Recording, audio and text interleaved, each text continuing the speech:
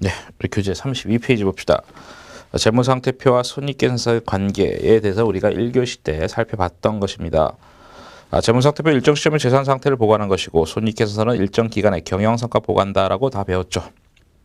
그리고 그 그림 보시면 결국 손익계산서가 재무상태표와 재무상태표의 연결고리 역할이다. 뭐 그 얘기죠. 연결해주고 그냥 사라지는 거죠. 역사 속으로. 그렇죠? 왜냐하면 당기 순이익이 남죠. 그놈이 재무상태표의 이익경급 쪽으로 쏙 들어가면서 하여간에 손익계산서는 다 사라지는 것이죠. 그러니까 연결해주는 연결고리 역할이다. 그런 얘기고 박스 밑에 쉽게 말해서 재무상태표를 신입사전이다라고 하면은 손익계산서는 동영상 화면이다. 무슨 얘기하는 거예요? 재무상태표는 시점 개념이다. 손익계산서는 기간 개념이다. 이런 얘기고요. 그리고 32페이지 밑에서 세 번째 줄에 예를 들어서 1월 1일 날 자산, 부채, 자본 이렇게 이제 창업을 했답니다. 그다음 1년 동안 수익이 5억, 비용이 3억이래요. 12월 말에 재무상태표 어떻게 될 거냐? 다시 말하면 1년 뒤에 재무상태표가 어떻게 될 거냐라는 것이죠. 그러면 그것이 표시된 것이 33페이지 위에 박스예요. 자산 3억, 부채 1억, 자본 2억. 그다음에 손익계산서는 수익 5억, 비용 3억, 이익 2억이 되겠죠. 그랬을 때 1년 뒤의 재무제표는 우리 회계에서 12월 말하고 다음 연도 1월 1일하고 똑같은 겁니다. 그대로 2월 되는 거예요. 그러니까 2018년 12월 말하고 2019년 1월 1일은 같은 겁니다. 그래서 1월 1일 해서 1년 뒤에 하면은 뭐 다음 연도 1월 1일 해도 되지만 우리는 어차피 기말 시점 재무제표 보는 거니까 12월 말 1년 뒤다라고 하면 12월 말 이렇게 되는 거예요. 어차피 같은 거예요. 그럼 뭐 포인트는 당기순이익 2억이 났으니까 자본이 2억이 느는 것이죠. 이름이 바뀌어서 이익잉여금 들어가서 2억 들고 자본이 그럼 4억이 되겠죠. 그리고 부채가 일정하다고 가정하면은 자산도 플러스 2억이 늘겠죠. 만약에 부채가 2억이 는다라고 하면은 그 부채가 3억이 된다라고 칩시다. 만약에 그럼 자산은 거기 더하기 2해서 7억이 되겠죠. 왜냐하면 자산은 언제나 부채 플러스 자본이기 때문에 부채마저 변동사항이 생기면 자산은 그 마지막에 이렇게 연동돼서 산정이 되는 겁니다. 하지만 우리 뭐 회계관리 이익은 뭐 그렇게 빡시게 시험에 나오는 건 아니고 부채는 일정하다가 놓을 것이고 결국 이제 이익이 늘게 되면은 자산과 자본이 똑같이 는다. 이익이 줄게 되면은 다시 말하면 손실이 나면은 자산과 자본이 똑같이 준다. 뭐 이렇게 될 거예요. 박스 밑에 즉 수익에서 비용을 차감한 금액은 거기 이익이겠죠. 도중에 추가적인 출자 이런 것들이 없으면은 자본 증가액과 같다. 뭔 얘기예요? 이익이 늘면은 자본이 는다. 뭐 이런 얘기죠. 그래서 수익 빼기 비용이 이익이고 그리고 기말자본, 기초자본 차이는 이익이다. 결국 이제 자본의 차이는 이익만큼 난다 이런 얘기죠. 쉽게 이해할 수 있죠? 내 연봉이 만약에 그냥 편의상 5억이야. 카드값이 4억이야. 그러면 당기순이익 1억이고 그러면 그만큼 이익잉여금 늘면서 자본이 는다 이런 얘기죠. 이게 추가적인 출자라는 거는 뭐 자본금 변동사항 없으면 이런 뜻이잖아요. 출자라는 게 주식 발행. 그 회사 입장에서는 주식 발행을 한다 이거요. 주주한테 돈을 돈을 받고 주식 주는 거, 그 주식 발행이고 주주 입장에서 출자다라고 하는 거예요. 그 회사 입장에서는 주식 발행 또는 유상증자다라는 말도 써요. 나중에 자본 가면 다시 그 용어들을 익숙하게 배울 텐데 하여튼 주식 발행이 있고 주주가 출자는 금액이 되는 것인데 그 자본금 변동이 없으면 좀 이 얘기잖아요. 그렇죠? 자본금 변동이 없으면은 이익 증가분만큼 자본이 변동되는 거 아니겠냐 이런 거예요. 왜냐하면 자본은 자본금하고 이익잉여금 구성되는 거니까. 됐어요. 34페이지 현금흐름표. 현금흐름표는 우리가 2급에서 배우진 않죠. 다만 아주 간단한 개념 정도는 살짝 나오기 때문에 이 정도 나오잖아요. 그렇죠? 그래서 알긴 아셔야 돼. 현금흐름표를 직접 따로 배우진 않습니다만은 걔는 캐시플로우라고 합니다. 거기 영어는 써있지만 캐시플로우. 그래서 CF 캐시플로우라고 하는데 말 그대로 캐시에 대한 흐름, 현금 흐름표인데 기업의 현금흐름을 나타내는 표다. 얘가 유일하게 현금주에 따라서 작성된 재무제표예요. 왜냐하면 우리 기업 회계 기준은 발생주를 원칙으로 삼았잖아요. 그렇죠? 하지만 얘는 현금주의, 그러니까 부수적인 재무제표인 거예요. 참고용 재무제표. 그러니까 집에서 쓰는 가계부 같은 거죠. 가계부는 현금주의 베이스니까. 어쨌든 기업의 현금을 나타내는 표다. 그래서 현금의 변동사항을 명확하게 보고하기 위해서 당의 회계연도에 속하는 현금의 유입과 유출 내용을 적절하게 표시하는 보고서다.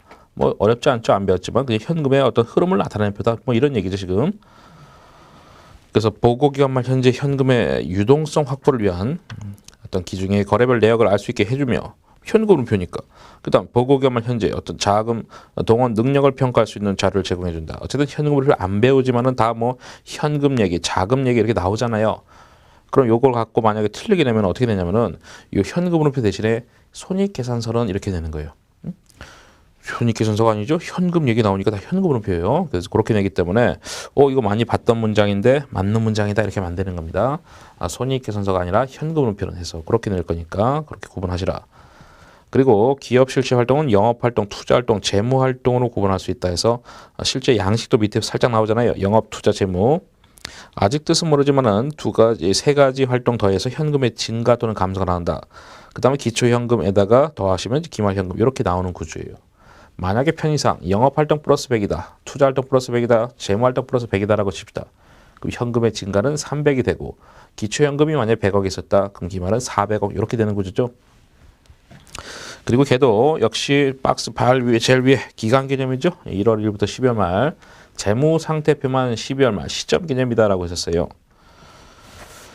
그럼 박스 위에 다시 가서 두 줄 기업 실제 활동은 영업, 투자, 재무로 구분할 수 있고 현금 물음표는 기업 실제 현금을 활동별로 구분해서 보여주고 있다. 그러니까 영업, 투자, 재무의 뜻이 뭐냐까지는 우리가 아셔야 된다. 거기까지는 시험에 나온 적이 있으니까.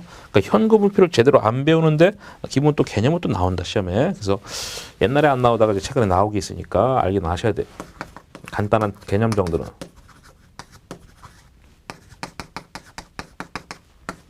활동을 이렇게 세 가지로 구분하는 것이죠. 얘는 본업과 관련한 활동이다.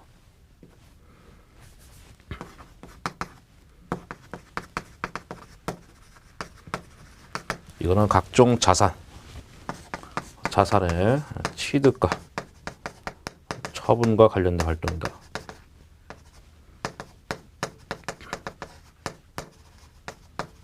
자산의 취득과 처분과 관련돼 있다. 그리고 재무활동은요. 재무활동은 자금 조달 측면과 관련돼 있다.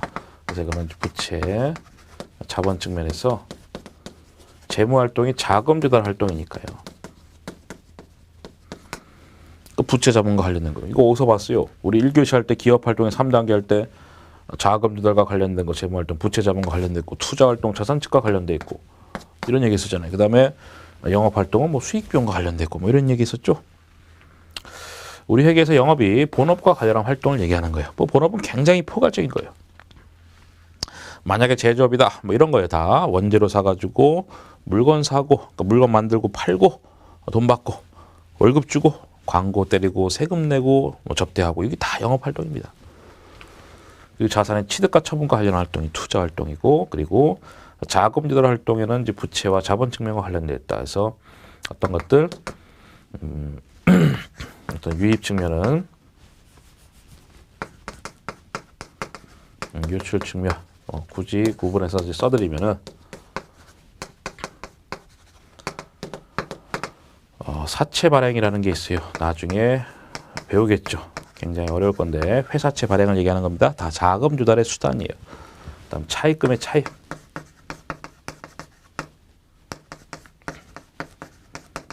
회사채도 뭐 차입금도 다 중간에 이자 주고 만기 뭐 원금 갚고 하는 거예요. 그래서 다 만기가 있습니다. 이제 중간에 상환을 하겠죠. 이런 것들 사채 상환, 차입금 상환 그럼 돈 나가겠죠. 뭐 이런 것들과 관련된 활동. 그다음에 자본 측면 관련된 거는 유상증자가 있죠. 유상증자가 우리가 말하는 주식 발행을 많이 주식 발행. 그다음에 이거는 주주한테 조달했으니까 돈 줘야죠. 현금 배당 이런 것들과 관련돼 있습니다. 그래서 다 자금 조달과 관련된 측면, 자산의 취득과 처분 그리고 본업과 관련한 측면이다. 그리고 이제 하나가 더 있는데 플러스 알파. 여기도 플러스 하나가 더 있어요. 일단 얘는 중위에서 알파가 아니라 투자 재무 아닌 나머지 재무 활동 아닌 나머지 그러니까 애매한 놈은 다 영업 활동으로 간주하자라는 거예요. 애매한 놈은 여기는 대여금과 관련한 활동 대여금 관련 활동 뭐 대여금의 뭐 대여라든가 뭐 회수 이런 것들 있죠. 이런 것과 관련된 활동이 이제 재무 활동이 아니라 투자 활동이다 이거예요. 그래서 우리가 안 배우는 판에 저 영업 투자 재무의 뜻 정도는 시험에 나왔기 때문에 하고 있었던 겁니다. 영업 활동이라 본업이죠. 영업이 본업이 우리 회계에서 영업이 본업을 얘기하는 겁니다. 거기 그냥 쭉 읽으시면 돼요. 기업의 이익에 직접적인 영향을 미치는 뭐 생산, 구매, 판매 활동뿐만 아니라 주된 활동에 간접적으로 영향을 미친다. 뭐 그건 뜻은 아니고. 그래서 쭉 가다가 마지막에 투자 재무 이외에 모두를 영업 활동을 하고 있다. 뭐 좀 문장이 어색하게 나왔죠. 그래서 이제 본업과 관련한 활동에다가 투자 재무 아닌 나머지 전부 다다. 왜냐하면 활동 구분이 딱딱 세 개로 무자듯이 딱딱 떨어지는 그런 개념 아니거든요, 사실상. 그래서 이제 애매하면 투자 영업 활동으로 간주하자라는 거예요. 그다음 투자 활동이나 현금의 대여와 회수. 다시 말하면 대여금이라는 계정 과목이 있어요. 돈 빌려주면 대여금이겠죠. 그놈과 관련된 활동. 그리고 유가증권 투자자산 유형 무형의 어떤 취득가 처분, 그 자산의 취득가 처분과 관련한 활동이다 이런 얘기예요. 그다음 재무활동이란 현금의 차입, 상환, 신주 발행인 주식 발행을 말하는 거예요. 유상증자. 그리고 배당금과 관련한 그런 활동을 말한다. 다 제가 말했던 것들이죠. 그래서 어떤 자금 조달 측면과 관련된 활동. 그리고 작성법은 두 가지가 있어요.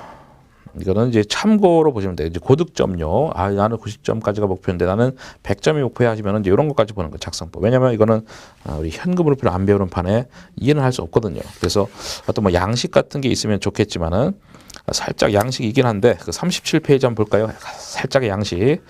37페이지 보시면 현금흐름표가 간단한 양식이 있긴 합니다. 그 마지막이죠. 영업활동 현금에다가 뭐 당기순이익에다 뭔가를 가산하고 차감하고 변동액을 가감해서 영업활동 현금이 이렇게 나와요. 그래서 뭔가 이게 간접적으로 뽑고 있죠. 그건 직접 뽑은 이게 지금 간접법 양식입니다. 그러니까 발생주의에 따른 당기순이익에다가 무언가를 조정해서 현금주의로 돌려주는 거예요. 그게 간접법이에요. 그래서 간접법은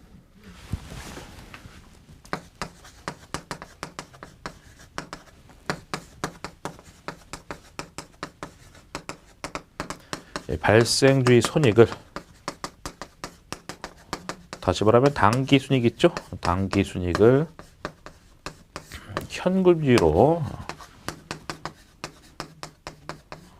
전환시켜주는 겁니다.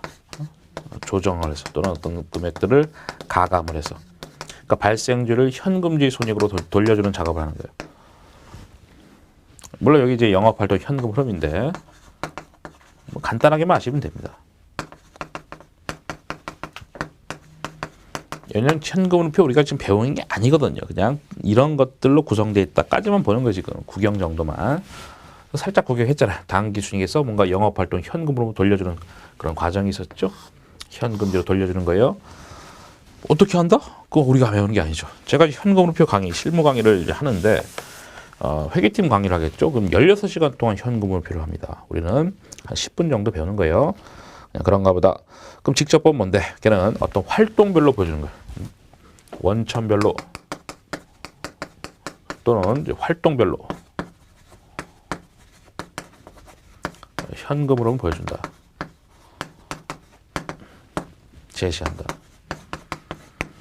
예를 들어서 매출로 인한 현금 유입, 뭐 매입으로 인한 뭐 현금 유출, 뭐 이런 것들, 뭐 대충 느낌 알겠죠? 딱딱 어떤 활동별로 보여주는 거예요. 매출로 돈 얼마 들어왔어요? 매입으로 어떤 상품 매입 같은 거 돈 얼마 나갔어요? 이렇게 보여주는 것들. 당연히 뭐 직접법이 훨씬 더 좋은 정보겠지만은 실무상 99%는 이제 간접법 쓴다 이거예요. 선택을 할 수가 있어요. 예, 직접법 봅시다. 직접법이라 매출, 이자, 수익 등 같은 원천별로 유입된 현금으로에다가 매출원가, 이자 비용, 법인세 등 같은 현금의 유출액을 차감해서 현금주에 따른 영업이익에서 구하는 방식이다. 지금 뭐 한 세 줄 읽었지만은 챙길 만한 단어는 딱 하나밖에 없죠. 원천별 현금입니다. 이런 영업활동의 다양한 원천별 현금의 내용 제가 말했잖아요. 그죠? 우리 1교시니까 아직은 얼마 안 됐으니까 지금 계속 잔소리하고 있는데 여러분들이 제가 말할 때 좀 강하게 말할 때는 여러분 잘 체크하시라 이거요. 원천별 현금의 내역을 일목요연하게 제시함으로써 진정한 의미의 현금으로 파악할 수 있다. 그러니까 이게 더 좋은 정보예요, 사실.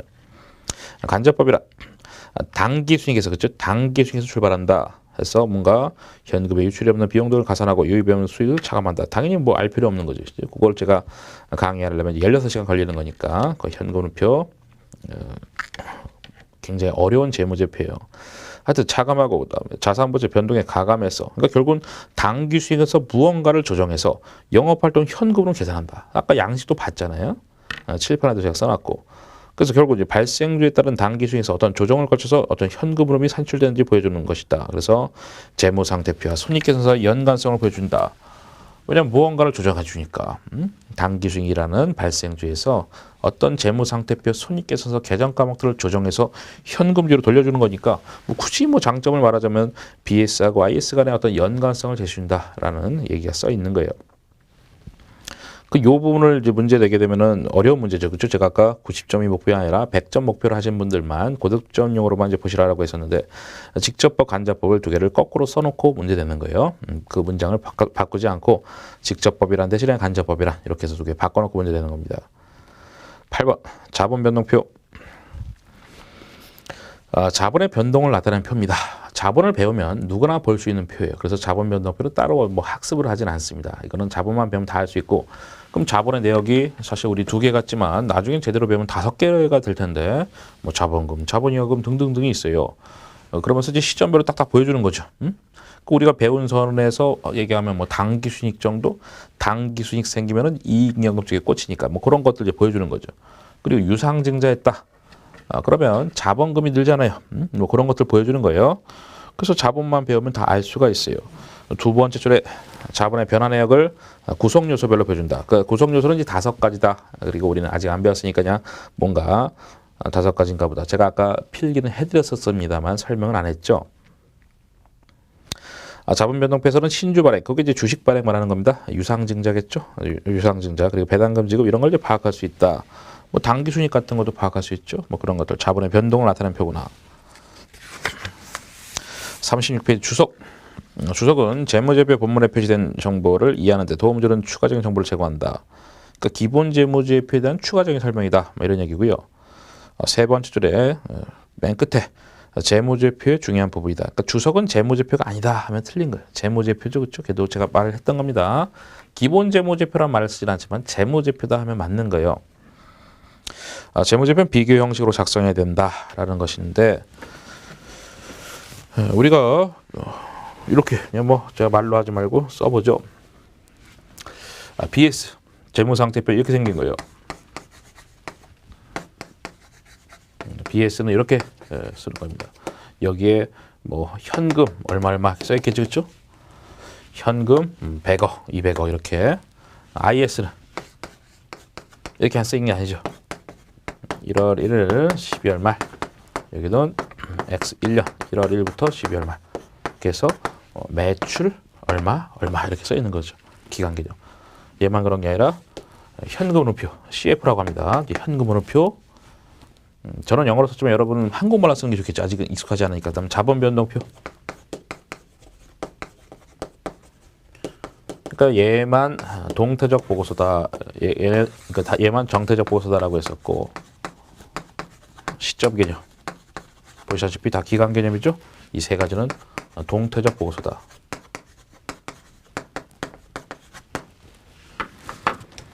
그래서 다 비교식으로 보여줘요. 양계전도, 양계전. 한눈에 봐도 숫자가 커졌네, 작아졌네 파악할 수 있도록. 두 번째 줄에 이는 기간별로 비교 가능성 높이고 추세를 예측하는 데 도움을 주기 위한 것이다. 쉽도록 하기 위한 것이다. 기업회 기준에서도 비교 형식으로 작성할 것을 의무하고 있다.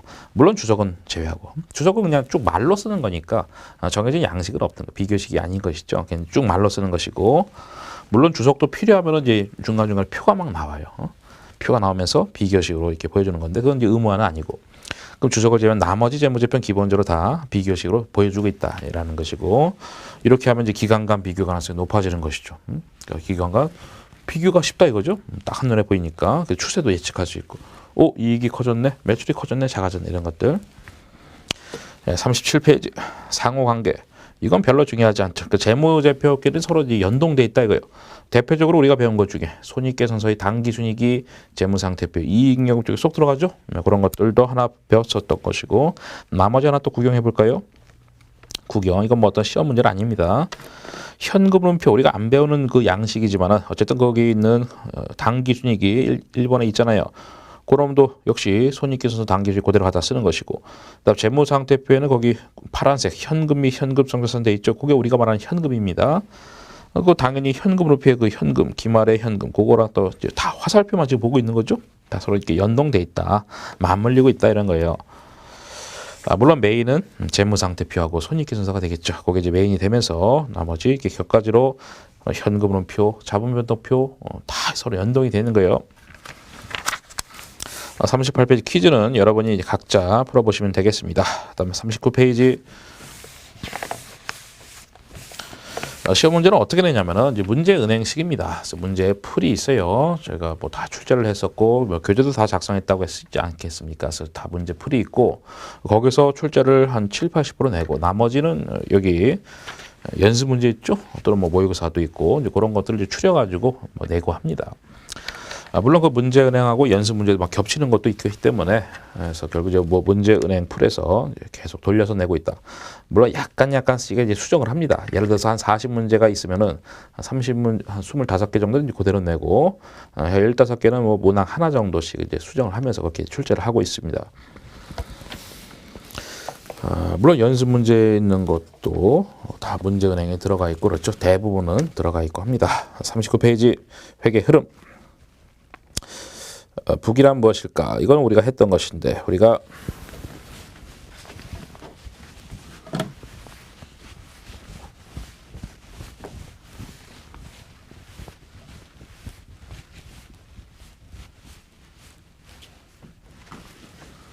했던 거니까 그림을 자세하게 할 필요 없이 여기 북이가 있고 회계가 있고 했죠?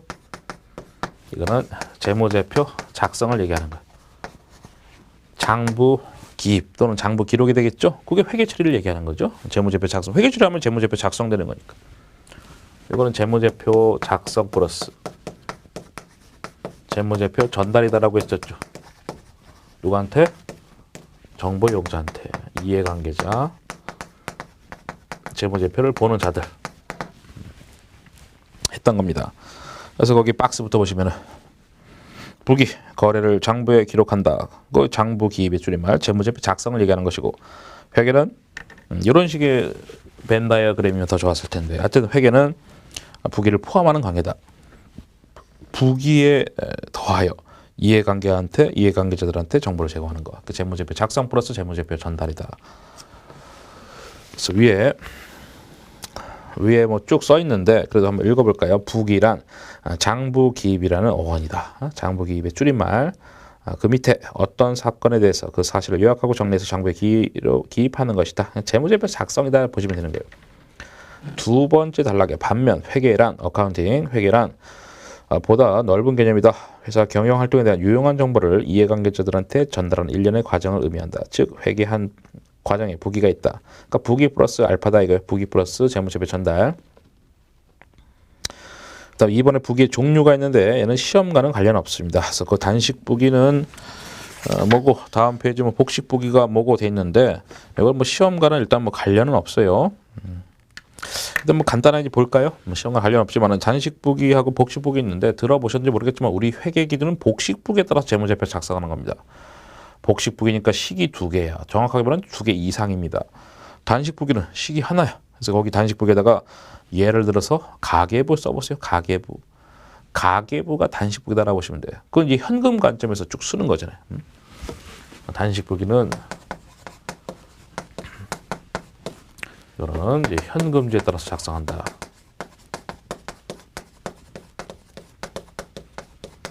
예를 들어서 집에서 쓰는 가계부.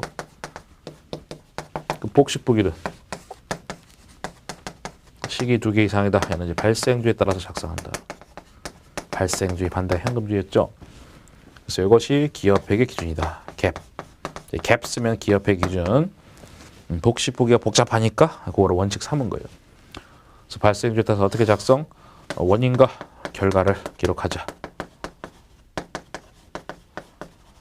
발생주에 따라서 원인과 결과를 기록하죠. 그래서 식이 두 개 이상이 나올 수밖에 없죠. 한 놈은 원인, 한 놈은 결과. 물론 때에 따라서 결과가 두 개 이상 나올 수도 있으니까 두 개 이상이다라고 볼 수 있어요. 그러니까 어떤 거래가 발생하면은 무언가 변동사항이 두 개 이상이 생겨. 원인, 결과가 분명히 있으니까. 물론 해봐야 아는 거지. 복식부기가 어떻게 진행되는지 해봐야 아하 이게 이런 거였구나. 해보기 전까지는 그냥 뭐 뜬구름 잡는 얘기죠.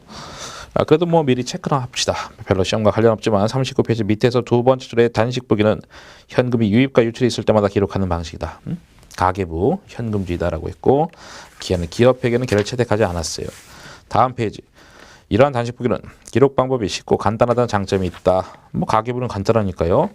하지만 이제 오류가 있다 할지라도 검증할 수 없고 재산의 상태와 변화 과정에 대해서 상세한 정보를 얻기가 어렵다. 복식부기는 뭔가 그러면 이제 검증도 할 수 있고 기록이 뭐 어렵지만은 뭐 검증할 수 있고 어떤 상세한 정보를 얻기가 쉽다 뭐 이럴 텐데 그러니까 결국은 단식부기의 장단점과 이제 복식부기의 장단점은 정확하게 반대가 되겠죠. 물론 안 배웠지만 뭔가 복잡하고 하기 때문에 복잡한 만큼 어렵지만 많은 정보를 줄 수 있지 않겠냐. 안 배웠지만 그런 느낌은 가질 수는 있겠죠. 복식부기 한번 볼까요? 역시 해봐야 압니다. 물론 복식부기라 해서 재산에 영향을 미치는 모든 것을 파악해서 어떤 재산이 변한 원인과 그로 인한 결과, 원인과 결과를 기록하는 것이다 라고 되어 있고 그 밑에 차변과 대변으로 분리하여 이중으로 기록한다. 이제 배우겠죠? 차변, 대변 뭔가 한 놈이 원인이고 한 놈이 결과일 텐데 하여튼 복잡하게 기록하겠다. 그리고 이러한 복식부기는 이중 기록 방식으로 인해서 오류가 있는 경우에 대차 평균의 원리에 따라서 소수의 오류를 발견할 수 있는 자기 검증 능력이 있다. 역시 배우면 알아요. 이게 뭔 소리인지. 그러면 일단 뭐 배워봅시다. 그 뭐가 뭐 배워봐야 장단점이 이해가 될 것이고 대차 평균의 원리, 자기 검증 능력이 이해가 되겠죠. 그럼 복식부기 이제 배워봅시다.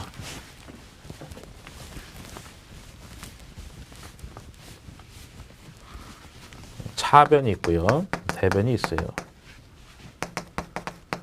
왼쪽에다 기록한 걸 차변이라고 하고 오른쪽 기록한 걸 대변이라고 합니다. 뭐 다 한자어죠. 자산의 증가, 비용의 증가는 차변에다 기록하자 라고 약속이 돼 있어요. 그 다음 부채, 자본, 수익의 증가는 대변에 기록하자라고 약속이 돼 있어요. 감소는 반대로 자산 비용 감소는 대변, 부채 자본 수익의 감소는 차변. 감소까지 외울 필요 없는 거지. 증가된 것만 기억하면 되겠죠. 그 우리가 이제 추가적으로 이것만 잘 기억하시면 돼. 왜? 재무상태표가 그렇게 생겼잖아요. 재무상태표에 왼쪽에 자산, 오른쪽에 부채 자본이 있으니까 수익 비용만 저 추가로 기억하시면 돼요. 그리고 감소는 어차피 반대쪽이니까 외울 필요가 없다 이거예요. 그래서 뭔 소리냐 해봐야 알겠죠. 한 5가지만, 한 4개 정도만 해볼까요 그럼? 그래도 한 번 정도 교재를 보면 되니까. 은행한테 10억을 빌렸어요. 10억을 차입했다. 그럼 이게 지금 우리 복식부기 하는 거잖아요. 복식부기. 원인과 결과를 기록하는 거예요. 어떻게 하는 거냐? 차, 대 이렇게 써요. 원인은 뭐냐? 은행에서 차입했다. 결과적으로 돈이 들어왔죠? 기록하는 거예요. 그러면 이제 원인은 빌렸으니까 차입금인데 이렇게 부채니까 여기다 쓰는 거예요. 차입금 10억. 돈 들어왔죠? 현금이에요. 현금. 현금 어디에요? 자산이죠? 여기다가. 부채니까 여기 썼고 자산이니까 여기 썼죠? 원인과 결과를 기록한 겁니다. 비록 원인과 결과를 기록하는 거지만 앞으로는 원인과 결과를 제가 따지지 않겠습니다. 그렇게 안 해도 다 된다 이거예요. 해보면 알겠죠. 그럼 은행한테 3억을 상환하였다.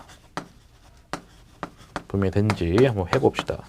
일단 차변, 대변 써놓고 그러니까 결국 이제 어떤 거래가 발생하면은 계정 과목이 2개 이상이 바뀐다는 거예요. 웬만한 거래는 이제 2개, 한 쌍으로 바뀌는 게 하나, 차변 하나, 대변 하나.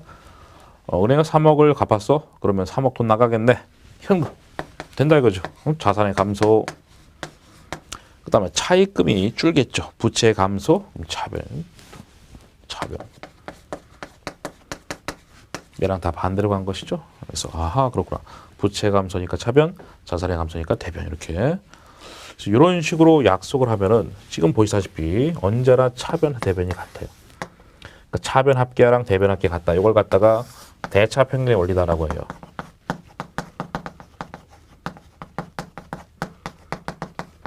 이건 차변 합계하고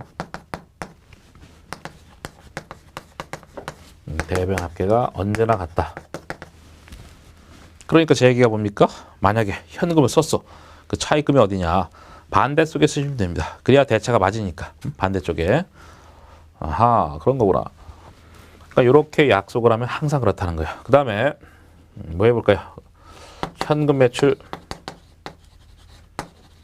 5억이 발생했다. 이제 이런 앞으로는 제가 차대 안 쓰겠습니다. 이렇게 슬러시 우리끼리 하자고 약속합시다. 슬러시. 그럼 이제 왼쪽이 차변, 오른쪽 대변. 그래서 매출 쓰면 되겠죠. 수익이니까 대변에다가 쓰고 5억. 그다음에 현금 들어왔죠. 어디다가? 반대쪽에다가. 그래야 차대가 맞으니까. 또 실제로 이제 검증해 보면 맞죠. 자살해질까? 맞죠? 됐고. 이제 급여 2억을 지급하였다. 어떻게 합니까? 그래, 현금 나가겠네. 자산의 감소. 여기 그다음 비용, 급여, 비용이죠. 이렇게 해서 한 놈만 잘 찾으면 나머지 다 반대쪽에 쓰시면 되는 거예요. 그래요. 이렇게 하면 이제 항상 대차가 맞다 이거예요. 그러면 이제 다시 한번 그 복식부기의 장단점 한번 볼까요? 두 번째 단락에 이러한 복식부기, 그러니까 이 40페이지 반가로 이번에 네 번째 줄, 이러한 복식부기는 이중 방식으로 기록해서 오류가 있는 경우에 대차 평균을 따라서 오류를 검증할 수 있다. 뭔 얘기입니까? 차변합계, 대변합계가 언제나 같기 때문에 만약에 뭔가 재무제표가 잘못 작성됐다라고 했을 때 쭉 분계를 이제 이거 나중에 회계 처리를 분계라고 할 텐데 하여튼 쭉 이 회계 처리를 또는 분계를 찾아보면은 뭔가 잘못된 걸 알 수 있다. 왜냐면 나중에 재무제표 딱 작성했을 때 자산은 부채 플러스 자본이 맞아야 되는데 안 맞아. 그럼 이렇게 이런 회계 처리를 한번 찾아보는 거예요. 뭐가 잘못됐나. 근데 어떨 때 봤더니 여기 현금 2억, 급여 2억 돼 있다. 여기는 없고. 그럼 잘못한 거죠. 그러니까 차대가 안 맞으면 그렇게 검증이 된다 이거예요. 나중에 재무제표 잘못 작성됐을 때 대차 평균의 원리에 따라서 이렇게 작성되는데 어느 한쪽에만 분계가 두 개 다 들어가 있고 하면은 잘못된 거를 우리가 이렇게 찾아낼 수 있다. 그래서 자기 검증 능력이 있다라고 하는 거예요. 하지만 집에서 쓰는 가계부는 그런 거 없잖아요. 그냥 현금주에 따라 쭉 작성하는 것이지 뭐 잘못됐는지 알 수가 없잖아요. 그래서 오류 검증이 된다 이런 얘기고요. 복식부기의 원리, 복식부기란 첫 번째 줄의 끝에 자산부채 자본의 증감과 수익 비용의 발생 원인을 원인과 결과에 따라서 차변 대변 나눠서 이중으로 기록하는 방식이다. 다 설명한 거죠. 자산 부채 자본 수익 비용 어쨌든 재무제표 요소는 딱 5가지인데 복식부기가 결국 원인과 결과를 기록하는 것이다. 그리고 다시 말하면 복식부기란 자산부채 자본과 그 밑에 수익비용 변화 내역을 기록하는 것인데 이런 기록을 요약하면 재무제표 완성된다. 우리가 이제 복식부기에서 이제 재무제표 이걸 분계라고 하는데 하여튼 분계를 이렇게 했어요. 그럼 나중에 이걸 바탕으로 재무제표 작성될 텐데 그 연습도 뒤에 가서 해볼 겁니다. 그래서 그 박스가 그걸 나타내는 것이죠. 자산부채 자본 수익비용 그 부기가 이제 분계 어쨌든 재무제표를 작성하는 거를 했을 때 결국은 FS 재무상태표 손익계산서 뭐 이런 것들이 작성이 되더라. 그리고 그 과정은 나중에 볼 것이다. 다음 페이지 41페이지 첫 번째 박스. 결국 남는 거는 첫 번째 박스밖에 없는 거죠. 뭐를 위한 박스예요? 차변에 자산과 비용을 집어넣고 그 다음에 대변에는 부채 자본 수익을 집어넣는다. 증가될 때 감소는 그 반대쪽이다. 남는 거 그거밖에 없죠. 두 번째 박스는 똑같은 거죠. 플러스는 이제 증가고 마이너스는 감소인데 자산의 증가 차변, 자산의 감소 대변, 부채 증가 대변, 부채 감소 차변 뭐 이런 표입니다. 그 외울 필요가 없는 거지 뭐 증가만 알면 끝나는데.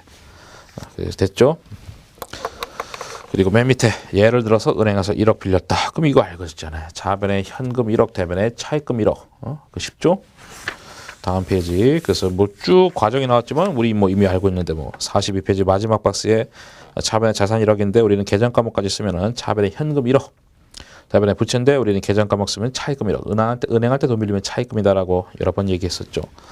그래서 어떤 거래가 발생하면 계정 과목이 2개 이상이 변동이 생기는구나. 그리고 웬만한 계정 과목은 보시다시피 2개씩 변동이 생기는데 어느 한쪽을 잘 채워놓으면 나머지 반대쪽에다 그 계정 과목 집어넣으면 되겠다. 왜?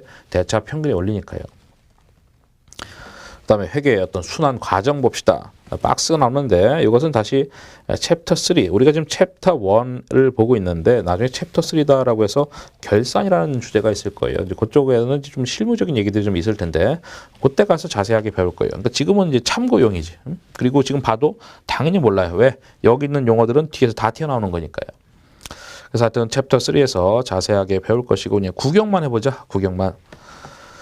그냥 지나가기는 아쉬울 테니까 그냥 구경만 가벼운 봅시다. 그 회계 기간 중에 회계 처리 제일 왼쪽 그걸 이제 기중이라 하죠. 기간 중이다 해서 기중 회계 처리. 그다음에 그 밑에 보고 기간 말이 결산이겠죠. 결산시. 그러니까 위에는 기중시에 회계 처리하는 거고 뭐 1월 달, 2월 달, 3월 달 이럴 때 결산시는 이제 12월 말이겠죠. 그래서 참고로 그 기중의 회계 처리는 챕터 1, 2에서 배우는 것이고 그리고 결산시의 그 여러 가지 작업들은 챕터 3에서 배우는 겁니다. 그리고 이제 거래를 인식하는 구경하는 거요. 너무 빡시게 보지 마시고 거래를 인식해서 분기한다. 제가 아까 회계 처리하는 걸 갖다가 분기한다라고 했고 이따가 다시 또 나올 단어입니다. 그래서 차변 대변 기록하는 거를 분기한다라고 해요. 하여튼 그렇게 하면 이제 분계장이 작성이 되고 그것을 이 분계장을 어떤 계정 과목별로 정리해 놓은 걸 갖다가 전기한다라고 해요. 그 이제 분계장을 계정 과목별로 정기해 놓은 것을 어디다가 총 계정원장에 그러니까 이 총계정원장 지금 설명해봐야 의미가 없는데 어쨌든 이 분계장을 분기한 걸 갖다가 어떤 계정과별로 깔끔하게 정리하는 것을 우리가 전기한다라고 하고 계정과별로 정리해 놓은 어떤 원장을 갖다가 총계정원장이라 합니다. 하나도 필기할 필요 없어요. 뒤에서 다 배울 거니까. 그리고 뭐 결산 시점에는 뭐 시산표를 통해서 정산표가 나오고 계정 마감이 되고 재무제표 나오는데 하여튼 구경하는 시간이고 그럼 나중에 뭐 배운다라고 하더라도 그럼 여기서 시험에 낼 만한 거리는 없어요. 그래서 그냥 뭐 앞으로 이런 주제를 배울 겁니다라는 인트로 같은 성격이고 44페이지 회계 기록 대상의 거래다라고 돼 있죠. 그래서 일단 그럼 거래가 뭔지 그리고 거래를 왜 배우는지부터 해야 될 텐데 거래가 거기 나왔어요. 박스에. 박스에 뭐 회사와 관련해서 재산 상태, 물건이나 돈의 유입 유출 이렇게 돼 있는데 그거 보지 마시고 그 밑에 화살표 돼 있죠. 재산의 변화가 있고 금액으로 측정 가능하다. 그게 이제 엔드 조건으로 동시에 충족되어야 거래다. 그럼 거래 정의를 왜 배우는데? 뭐 중요하지 않습니다만은 거래를 기록하는 거니까. 그럼 뭘 기록할 거냐? 재산상의 변화가 있고 금액으로 측정이 가능해야 기록한다 이런 얘기예요. 물론 핵심은 재산상의 변화겠죠. 재산상의 변화라고 하면은 자산부채 자본 수익비용이다라고 보시면 됩니다. 여기서 말하는 재산은 그런 걸 의미하는 거예요. 하여튼 어떤 재무제표 요소가 바뀌어야 기록을 하는 것이다라는 그런 게 결론이 되겠죠. 그러면 이제 여기서 시험에 나온 다음에 이런 거예요. 다음 중 거래인 것은 또는 아닌 것을 찾아봐라 이렇게 되는 겁니다. 케이스 1번. 얘는 케이스 2번부터 볼까요? 케이스 2번부터 보죠. 45페이지. 박스 보는 겁니다. 외국의 기계를 사기 위해서 주문하면서 계약금 지급했어. 2번은 계약을 하면서 계약금 받았어. 그럼 이제 현금 주고 받았잖아요. 그럼 당연히 분기할 때도 뭔가 현금, 뭐 차변 또는 대변 이렇게 하겠죠. 그래서 뭔가 지금 재산상의 변화가 생긴 겁니다. 근데 1번은 비슷한 거예요. 케이스 1번 44페이지 케이스 1번 박스. 기계를 사기 위해서 주문했다. 2번은 매각하기 위해서 계약을 했다. 그럼 아까랑 거의 똑같은 건데 2번 케이스 2번 같은 거는 계약금을 주고받고 했었는데 1번은 뭐예요? 그냥 주문만 하고 계약만 했어. 어떤 재산상의 변화가 없는 겁니다. 그래서 걔는 거래가 아니다 이것이고 그래서 걔는 분기할 필요 없다. 회계처리할 필요 없다 이거죠. 어떤 숫자상의 변화가 생겨야 된다 이거예요. 어차피 자산부채 자본이 뭐예요? 자산부채 자본 수익비용 그게 이제 재무제표 요소라고 했고 그것들이 변동이 생겨야 다시 말하면 숫자상의 변동이 생겨야 거래를 하는 거예요. 1번은 그렇지 않다 이거죠. 그냥 구두로 주문만 하고 계약만 했다 이거예요. 계약서 썼다. 어떤 자산상의 변화가 없어요. 다음 페이지 3번. 참고로 케이스 2번 같은 경우는 이렇게 분기합니다. 나중에 배울 거니까 2회독 또는 3회독 할 때부터 그때는 이제 이해가 될 텐데 케이스 2번에 동그라미 1번 계약금 줬을 때는 차변에 선급금 대변에 현금이다라고 합니다. 그냥 써놓기만 하세요. 나중에 배울 거고 제가 지금 이거는 당연히 설명할 이유는 없죠. 계약금 줬을 때 그 밑에 2번은 계약금 받았을 때는 차변에 현금 대변에 선수금 이렇게 합니다. 나중에 배우는 거죠. 그냥 써놓기만 하세요. 케이스 3번 불탔다. 당연히 어렵죠. 지금은 불탔으면 재산상의 변화가 있냐. 당연히 변화가 있죠. 건물의 가치가 떨어졌으니까. 이랬을 때는 참고로 이렇게 합니다. 건물하고 재해 손실 이렇게 합니다. 물론 이 금액을 다 쓰겠죠. 건물이 전소됐네, 가치가 빵이네, 건물에 있는 장부가를 다 날리고 비용 처리합니다. 재해손실로서. 이 붕괴를 하려고 하는 게 아니에요. 여기서는 재산상의 변화가 있냐 없냐, 그래서 거래냐 아니냐, 그것만 판단하자라는 거예요. 4번, 급여를 지급하지 않았네. 당연히 지금은 어렵죠. 그래서 나중에 배우면은 알 거지만은 차변의 급여, 대변의 미지급 급여 이렇게 합니다. 미지급 급여는 이제 부채인데, 역시 우리는 여기서 이런 분개를 하자는 얘기는 아닙니다. 급여를 줬든 안 줬든 우리가 급여가 발생한 거예요. 그래서 발생주에 따라서 급여라는 비용 처리를 하고, 다만 아직 지급하지 않았으니까 미지급 급여라는 부채로 인식을 합니다. 그래서 뭔가 다 분개를 하긴 하는구나. 어쨌든 1번은 재산상의 변화가 없는 가장 대표적인 거니까 1번 같은 거, 케이스 1번 같은 거 잘 기억을 하셔야 되겠죠. 이런 걸 나오면 헷갈리거든요, 사실은. 그래서 45페이지에 박스는 뭐 별거 없죠. 우리가 뭐 인식한다, 인식이 회계처리인데 회계처리를 하고 뭐 기록하고 재무제표 작성하고 정부용자한테 전달하고, 그러니까 이 과정 전체가 다 지금 회계죠, 그렇죠? 회계가 재무제표 작성하고 전달하는 과정이니까 여기는 그냥 쭉 회계한 과정을 얘기하는 것인데 뭐 시험과는 관련 없죠. 다음 46페이지 거래 이중성인데, 거래 이중성 두 번째 줄에 모든 거래는 원인과 결과라는 두 가지 측면이 존재한다. 그래서 거래 이중성이다 한다. 그러니까 제가 어떤 거래가 발생하면 계정 과목 2개 이상이 바뀐다고 했잖아요. 뭐 그 얘기예요. 그래서 차입했다 해도 차입금만 생기는 게 아니라 현금이 들어오니까 차별의 현금 대변 차입금 한 거고, 이렇게 해서 어떤 거래 발생하면은 원인과 결과가 분명히 있기 때문에 2개 이상의 계정 과목이 생길 수밖에 없다라는 것이 이중성 얘기하는 거예요. 거기 이중성 뭐 또 나왔네. 복식부의 성격상 모든 거는 이중성 갖고 있다. 그래서 자산부채, 손익은 이제 수익 비용을 얘기하는 거예요. 손익은 수익 비용. 왜냐하면 손익이 이익 손실의 줄임말이에요. 이익 손실. 손익 이렇게 손익하면은 이익 손실의 줄임말. 그럼 이익 손실 왜 나요? 수익 빼기 비용. 그리고 수익 비용 때문에 나오는 거예요. 제가 하는 얘기가 손익을 수익 비용으로 써도 되는 것이고 이익 손실로 써도 되는 거예요. 어차피 같은 거니까. 그래서 어떤 손익은 이익 손실 또는 수익 비용이죠. 어차피 수익 비용이 다 손익이니까요. 그래서 어떤 자산부채 자본 이익 수익 비용 가운데 하나만 발생하는 거래는 존재하지 않는다. 그러니까 결국은 어떤 거래가 생기게 되면 우리 복식북에 따라서 계정 과목 2개 이상이 바뀝니다. 이런 뜻이에요. 복식북이란 재산과 결과를 동시에 기록하는 것이다. 뭐 알고 있는 것이고, 그래서 박스 밑에 중간에 재산의 변화라는 거래의 결과만을 기록하는 단식북이와 다르게, 그러니까 단식북은 가계부고 결과만 기록하는 거죠. 돈이 나갔다 들어왔다 이렇게. 근데 발생 원인과 결과를 기록하는 것이 복식북이다. 뭐 이미 다 설명드린 것이죠. 그리고 뭐 밑에 박스에 뭐 거래 판례소 돼 있는데 뭐 별거 없어요. 그냥 자산부채 자본 수익 비용인데 그 뭐 증가 감소까지 하면은 뭐 8가지가 아니겠냐라는 그런 얘기예요. 그 자산부채 자본 수익 비용이면은 5개고 곱하기 2 하면은 증가 감소까지 하면 10개 아니냐 할 수 있지만은 이제 수익하고 비용은 이제 발생만 여기다 써놓은 것이죠. 왜냐면 사실 수익 비용도 예외적으로 감소는 될 수 있죠. 만약에 물건을 팔았어, 매출. 그럼 반품시키면 마이너스 매출이에요. 그럼 차별의 매출 쓰거든요. 뭐 그렇게까지 하면 사실 10가지인데 뭐 그런 거는 이제 극히 예외적인 경우니까 자산의 증가 감소, 부채 증가 감소, 자본의 증가 감소, 그다음 수익 비용 이제 한 가지씩 해서 8가지인데 그럼 뭐 벌가 8요소인지 10요소인지 알게 뭐야. 시험과 전혀 관련이 없는데 어쨌든 여기서 보면 8요소는 그렇게 해서 자산부채 자본 증가 감소하고 이제 수익 비용까지 해서 8가지다라는 것이고, 그럼 요 표에서 얻을 만한 정보는 하나도 없습니다. 그러니까 시험과 관련 없어요. 야, 근데 어떤 건 실손이고 어떤 건 점손이냐? 그 점손 뭐라 됐어요? 점손은 이제 거의 발생하지 않은 거래다. 거의 발생 안 하는 거지, 발생 안 하는 건 아니거든요. 그 챙길 만한 게 없다고 하는 거예요. 그러면 이제 요 얘기를 한번 해볼까요? 어떤 거래가 발생했어. 차변에 뭐 자산이 왔다 이겁니다. 자산이. 그럼 대변에 뭐가 오냐? 다 올 수 있다 이거예요. 자산, 부채, 자본, 수익 비용 다 올 수 있다 이거예요. 이제 그걸 나타내는 그런 그림이에요. 그 화살표의 의미가.